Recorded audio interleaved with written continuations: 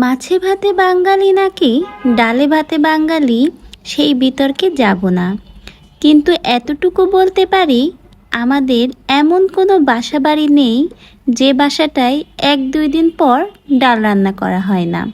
প্রিয় দর্শক, আসসালামু আলাইকুম। নিশ্চয়ই বুঝতে পেরেছেন আমাদের আজকের রেসিপি। তো আমাদের আজকের রেসিপি হলো ডাল পালং। ডাল পালং এই রেসিপিটা এতটাই স্বাদের আর রান্নার প্রসেসটা এতটাই সহজ যে নর্মাল ডাল রান্না করার থেকেও সহজে করে নেওয়া যায়। কেন বলছি এ কথাটা নিশ্চয়ই দেখলেই বুঝতে পারবেন। ডাল পালং করার জন্য এখানে আমি মসুরের ডাল, পেঁয়াজ, কাঁচা ঝাল এবং রসুন একসাথে ফ্রাই প্যানে দিয়েছি, আর দিয়েছি পরিমাণ মতো তেল।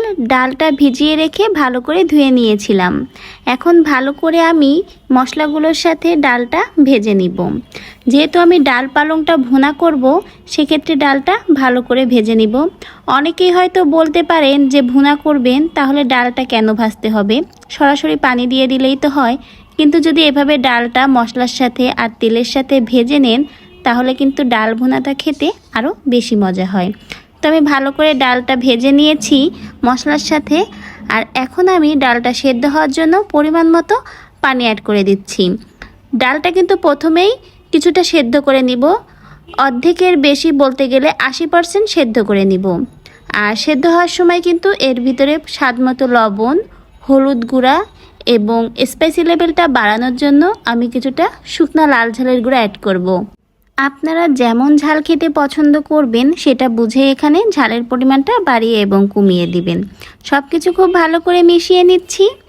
আর সেদ্ধ হওয়ার জন্য কিন্তু এখানে আমি আধা মগ পরিমাণ পানি অ্যাড করেছি। যেহেতু আমি ডালটা কিন্তু ঝোল করব না, ভুনা করব, সেজন্য অল্প পানিতেই ডালটা সেদ্ধ করে নিচ্ছি। ডালটা দেখুন আমার কিন্তু প্রায় সেদ্ধ হয়ে গেছে। এখন আমি কেটে রাখা পালং শাকগুলো দিয়ে দিব।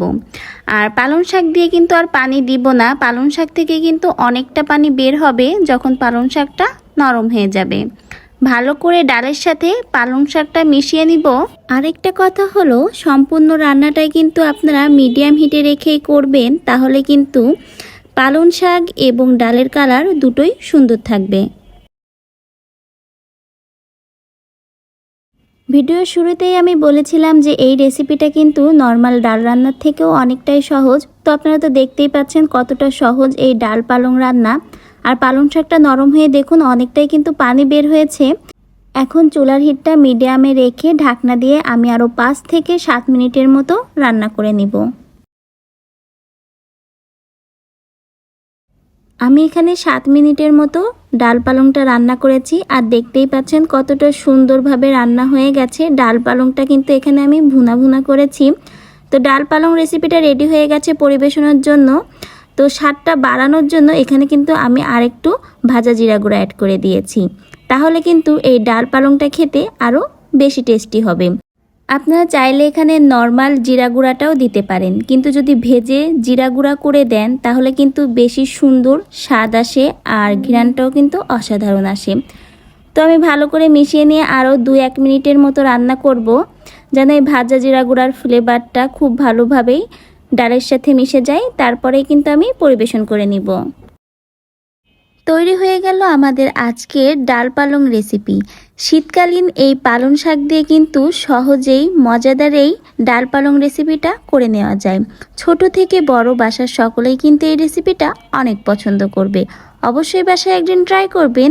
আমার রেসিপিটা ভালো লাগলে অবশ্যই ভিডিওটায় লাইক করবেন, শেয়ার করবেন সকলের কাছে। নতুন হলে কিন্তু সাবস্ক্রাইব করতে ভুলবেন না। আর অবশ্যই আমাকে বেশি বেশি করে সাপোর্ট করবেন। আপনাদের সকলের সাপোর্ট আমাকে নতুন ভিডিও বানাতে উৎসাহিত করে। সবাই আমার জন্য দোয়া করবেন যাতে এরকম ইন্টারেস্টিং ভিডিও আরও আপনাদের সাথে শেয়ার করতে পারি। সবাই অনেক অনেক ভালো থাকবেন।